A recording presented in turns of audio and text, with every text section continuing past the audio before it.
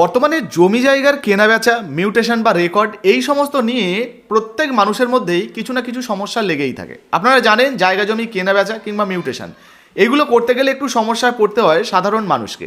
এবার এই জমি জায়গা কেনাবেচা বা নিজের নামে রেকর্ড করা, সরকারের খাতায় তোলা, এই ধরনের নানা সমস্যার সমাধান করার জন্য সম্পূর্ণ নতুন আপডেট উঠে এসছে।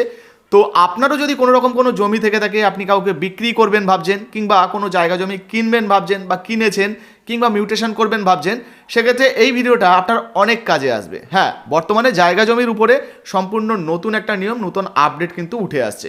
তো অন স্ক্রিনে আপনাদেরকে একটা নতুন প্রতিবেদন দেখাচ্ছি, নতুন নিয়মের বা নতুন আপডেট দেখাচ্ছি। কি বলা হয়েছে দেখুন। আচ্ছা, কোথায় প্রকাশিত হয়েছে দেখে নিন, বর্তমান পত্রিকায়। কি বলা হয়েছে? জমির মিউটেশন সংক্রান্ত অভিযোগ এবার জানানো যাবে এক ক্লিকেই। বাংলার ভূমি পোর্টালে আসছে আপিল মডিউল। তো বুঝতে পারছেন, বাংলার ভূমির যে পোর্টাল রয়েছে সেখানে কিন্তু নতুন একটা অপশান যোগ হচ্ছে। আপনার এই জায়গা জমি নিয়ে যদি কোনো রকম কোনো সমস্যা হয় বা অভিযোগ থাকে, যাতে তার নিষ্পত্তি করা যায় খুব সহজেই, সেই জন্যই কিন্তু এই ব্যবস্থা করা হচ্ছে।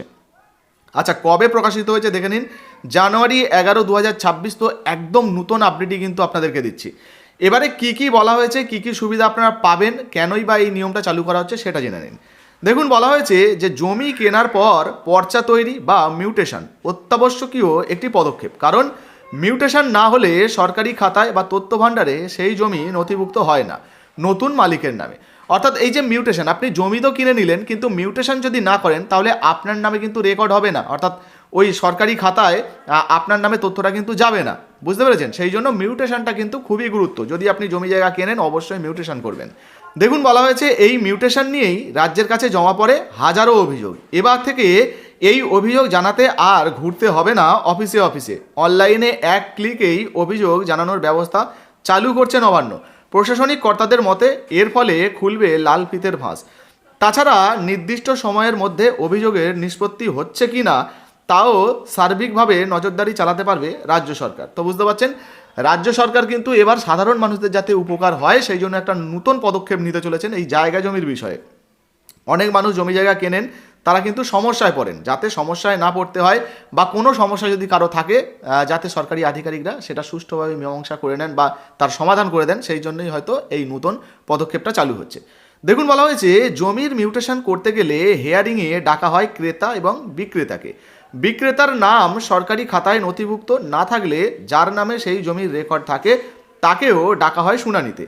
এই শুনানি পর্বের মাধ্যমে রেভিনিউ অফিসার বা বিএলআরও মিউটেশনের অনুমতি দেন। তবে অনেক ক্ষেত্রে এই প্রক্রিয়াকে চ্যালেঞ্জ জানিয়ে উচ্চস্তরে আপিল করে ক্রেতা বা জমি যার নামে রেকর্ড হয়ে আছে সেই ব্যক্তি। এক্ষেত্রে আপিল করার প্রয়োজন পড়ে অতিরিক্ত জেলা শাসক পদমর্যাদার ডিএলআরও অফিসে। এই অবস্থায় একেবারে নতুন রূপে ভূমি সংস্কার দপ্তরের বাংলার ভূমি পোর্টাল নিয়ে আসতে চলেছে রাজ্য সরকার। সেখানেই থাকছে আপিল মডিউল। নির্দিষ্ট লিঙ্কে ক্লিক করলেই মিউটেশন সংক্রান্ত সমস্যায় ইতি টানার জন্য আপিল করা যাবে বলে জানাচ্ছে প্রশাসনিক মহল।